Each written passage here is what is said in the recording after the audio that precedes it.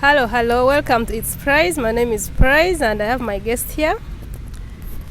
Hello, greetings to everyone who is watching us. This is Julius. Yeah, you have been complimenting him that he is very educated, he knows a lot of things, he talks facts, so today he's back. And one of my Kenyan subscribers commented on my video and he's called Duncan Kamau. Duncan Kamau said, do a video talking about things you should not do in Uganda. So today I have come with my list of things of the don'ts. Don't do this in Uganda, don't do this in Uganda, and my guest will be supplementing. So if you like my kind of content, please kindly subscribe. If you are my returning subscriber, thank you so much, and if you're new, you are warmly welcome. So I'm going to begin with, I have so many points, I have over 10. There are quite many. So many things you shouldn't come and do here in Uganda. Number 1, don't take photos of security personnel. Okay, Uganda, like any other country, some of these security installations are called sensitive, can I call it? Okay, of course, if you are dealing with enemies, you are not supposed to show how your architecture, how your planning is. Hence, having visited Uganda, if you're planning to come and visit Uganda, you are supposed to be careful, especially don't take photos anyhow, especially police stations, roadblocks. We have military installations, the barracks. Those ones are visible, so you cannot really say that you took the picture by accident when you are seeing people having guns or putting on uniform. So try as much as possible not to take a photo, because that one will cause you trouble. Also foreign embassies, USA, do you talk about them? Yes, of course. I know even if it's outside Uganda, you are not allowed to take photos, especially on premises of embassies or their stores or where their projects are. But the good thing, like in Uganda, there are always those notices showing you this in this area you are not supposed to be taking photos. So it's also important to be keen and read each and every noteboard you meet on the way. You said it also applies for most of the countries? Yeah, most of the countries. I've seen, even if you go to Rwanda, even Kenya, I think I've seen the American embassy, they say you're not supposed to be taking photos. So I probably have not moved to all the countries, but I'm sure it takes precedence all over. Because you see, an embassy is a country within a country. Someone who is in an embassy is a representative of their own country, so they take that specific area to be their own country. That's why you see, even if there is turmoil and there is war that is taking place within the country, these citizens run to those embassies, and those embassies will not be touched. Embassies are the last places that will be attacked, because it can be by accident, by the way. Even if you're Ugandan and you run there, they will not come to pick you from there. It will be very secure. So they are as important as that. Okay. Don't take photos anyhow, even if it's the locals. Even with, I don't know what applies to other countries, but I think it is also ethically right to take responsibility, personal responsibility. If you want to take someone's photo, you request them, because you see Ugandans are friendly people. You lose nothing by asking them, can I take your photo? I know 90% of them will allow. Don't take random borders or taxis. Always use the ones on the stages, or use apps like Safeboard and Uber. Yeah, for personal security, with Uganda, some of these random borders are always ridden by thugs. You might not know who is who, and if you are visiting the first time, or you are not familiar with the place, you would rather go, because we have border stages, we have matatu stages, we have even tax parks. To be secure, you will be 100% assured of your security if you use a taxi or matatu from the tax park, or you picked a border on the border stage, because some of these moving borders, those borders with thieves, don't they are not stationed on stages. These guys who are on stages are registered. It's their area of operation, so they are well known. So nothing will happen to you if you use such a border from a known stage or use a matatu from a taxi park. Okay, don't use smartphones in moving car, taxi while windows are open, especially in city center and downtown. It will be snatched. That one, there's no doubt about it. These guys here are too swift. If you still have your smartphone, okay, with these small phones, by the way, because they don't have a market, they cannot be taken. If you have these button phones, don't worry, you just use it. Even if you walk sleeping and talking on it, no one is interested in it. But if you are using a smartphone and you are in a moving vehicle, please try to put the mirrors up. These guys will not break your mirrors, but as long as the mirror is slightly down and their hand can pass through, you just forget about your phone. It will go within a few seconds. The guy will run and you not see them. So you still need your phone, and you're in Uganda, you're in a moving car. Try as much as possible to put the mirrors up, or if you can be patient enough and the mirrors are down, don't use your phone. Just keep it. Use it once you've left the city center, because all those problems are within the city center. But outside the city center, there is sanity. People are not into that. Okay. Borders, private cars, matatus don't respect zebra crossing. Therefore, don't take it for granted while you are on zebra crossing. Assume it's not there. Cross very fast. Follow normal procedure. Look left and right. Now, this one is very funny on my side, because when I was growing up, I was taught in primary that zebra crossings are there for the safety of individuals crossing the road. Those sections are demarcated specifically. Even if the cars are passing, you can cross with knowing that you're secure.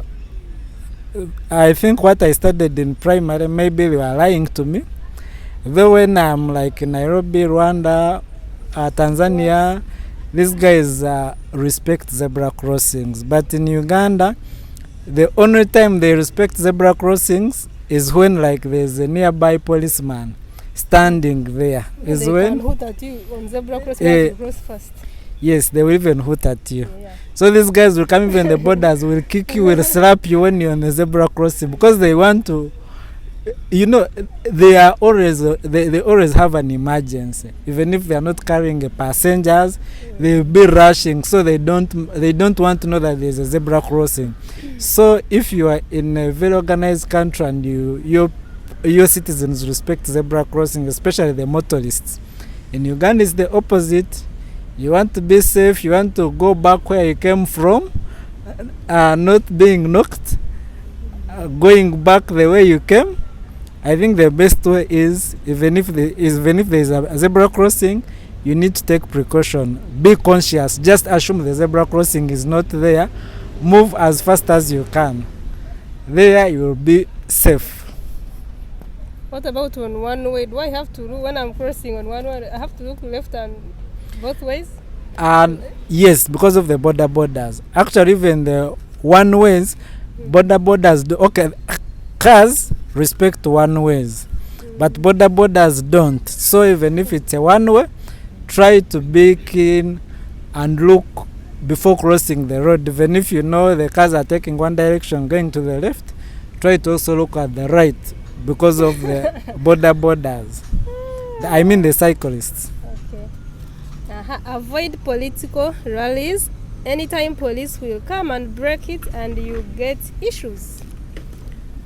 Yeah, our politics are a bit, can I say funny? Well, especially if you're opposition. Because no, not even opposition. You see, this thing, you cannot even explain it.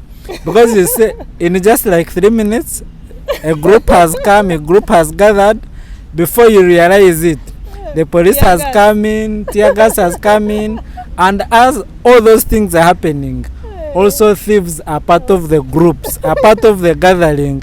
So the police might not kick you, might not beat you, but the thief might go with your bag. If you're a lady, might take your phone. Because of that commotion, there is such opportunities to also snatch your things.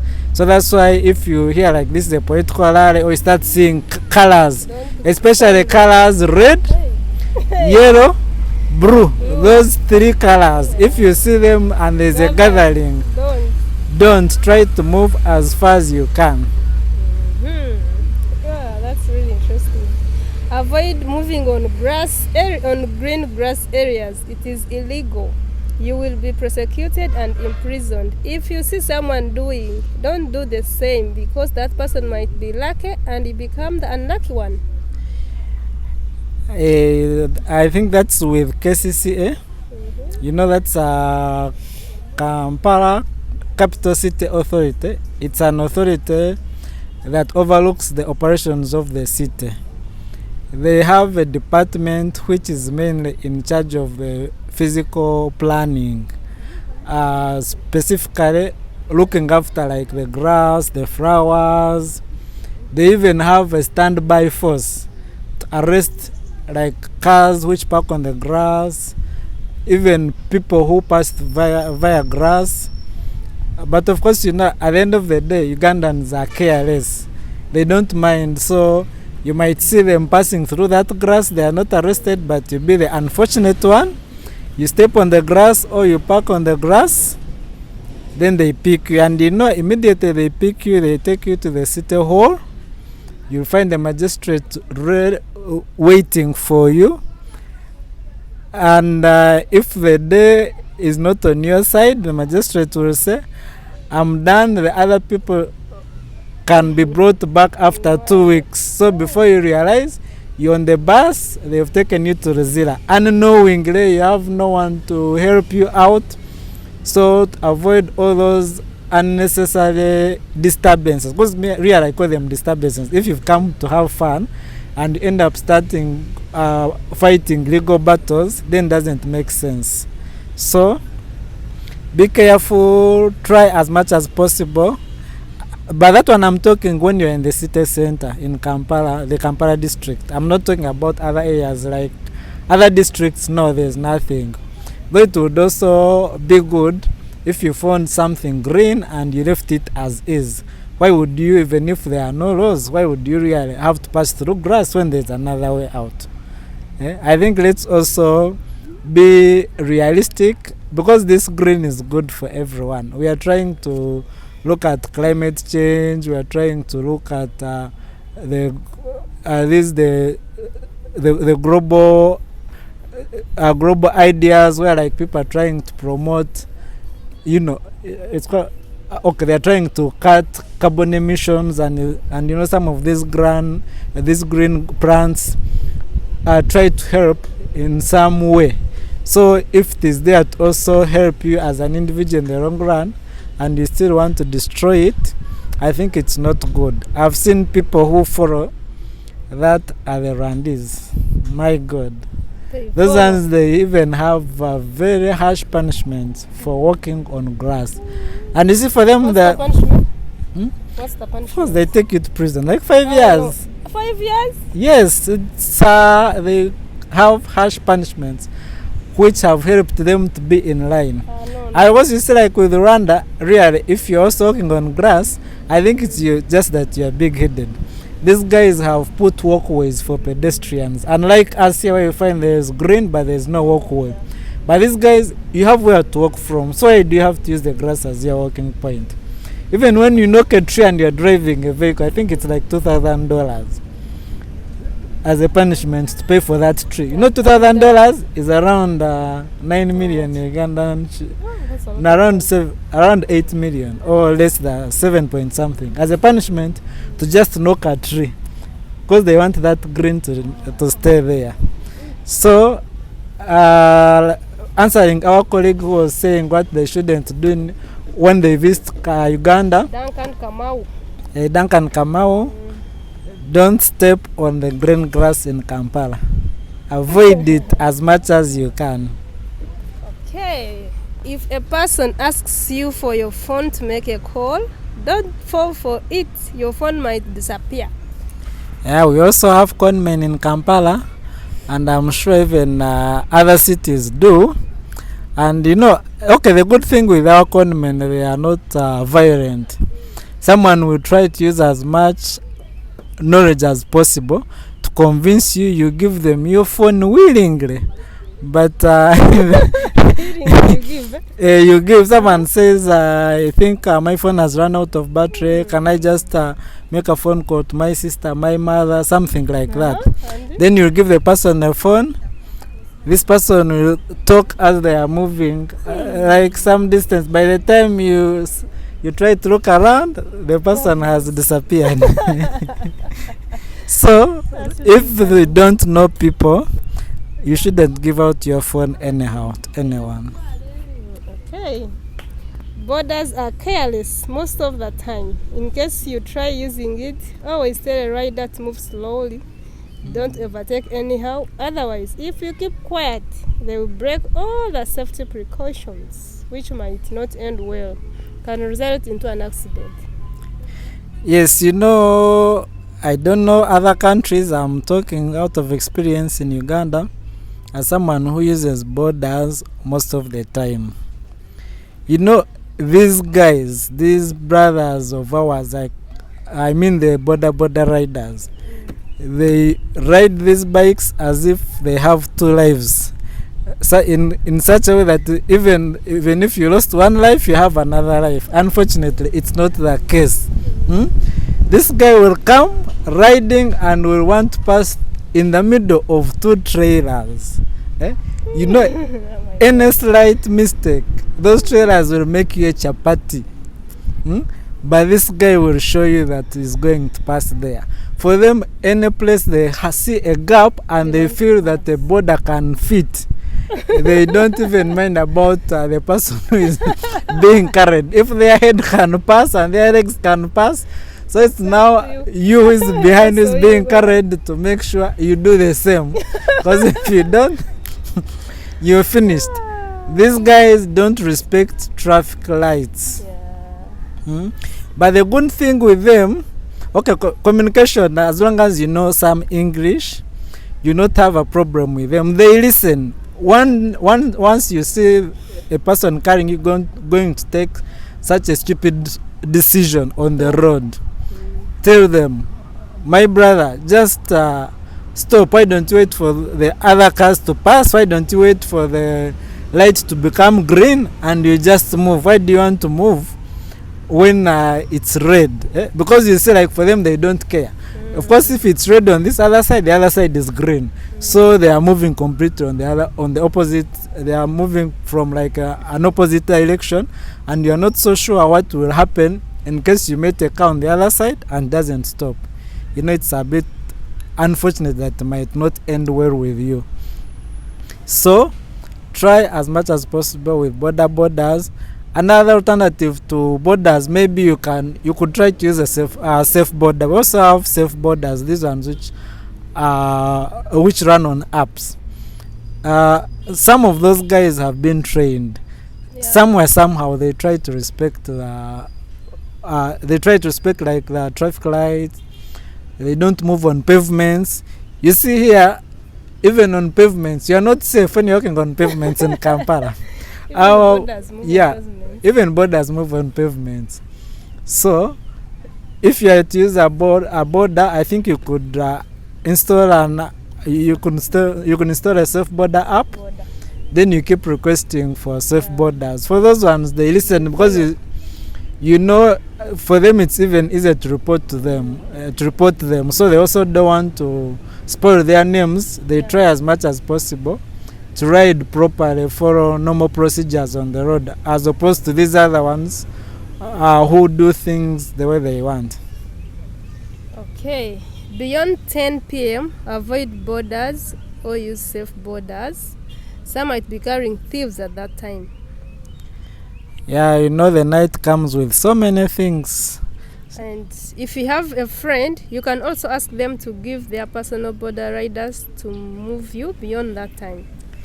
Yeah, of course, those are safety precautions. You are in a new place, especially like Kampala. If you know any person, you can request them to always give you an alternative means of an alternative person who can carry you, because see, most of guys around Kampala always have their own personal people who ride them on motorcycles, even if it's safe border. Those ones you'll be sure that you're safe with them. But just picking any border anywhere, they will just drive you, they'll just ride you in an unknown place, and they find their colleagues there, and you don't know what might happen. Because you might be hurt, they could still not hurt you but take your property. So try using safe borders in the night, or if you have money, you can also order Ubers. They are much safer than you just picking a random border on the road in the night. It's really, it's very risky, I can assure you. Okay, it's not that everyone does it, but you are not so sure. You're just a new person, so you are not sure what might come up. And they can even throw you in a place you don't know, and it's in the night, you still get other problems from there. And this is the last one. Outside Kampala, that's upcountry, public transport in most cases work during the day. Don't assume to have access to it during the night. Yeah, you know Kampala, they don't sleep. You can get transport any time of the day, any time of the night. But when you go up country, it's a different story. Most of these buses that leave Kampala going up country, they move in the night. But minus them, then you don't have means of transport. So if you're planning of visiting Uganda, Kampala, then you also would wish to visit up country, or you would wish to move outside Kampala, I think try as much as possible to always have a standby means or mode of transport, where maybe you have like a private car, you've rented a private car, or you move during the day, because during the day there is transport. We have these small cars, we have matatus, you know, even these lorries going up country which are carrying foodstuffs, they could also take you. But in the night, the only buses and some places are a bit unfortunate that people don't overmove, so you find it has like 1 or 2 buses going there. So if those buses have gone, then you'll be stuck. So but even when you go at night in those buses, they will drop you somewhere, but now how to move from where they will drop you when it's at night? Hey. Yes, and that's why I'm saying that you also need to plan your journeys before, to avoid all those things and you don't enjoy visiting the part of Africa. Otherwise, you're welcome to visit Kampala, welcome to visit Uganda. Okay, thank you so much. If you're still with us, thank you, and kindly subscribe if you have not subscribed. And Duncan Kamau, I think we have answered your questions. I don't think we left out anything. Did I leave out anything? No, I don't think so.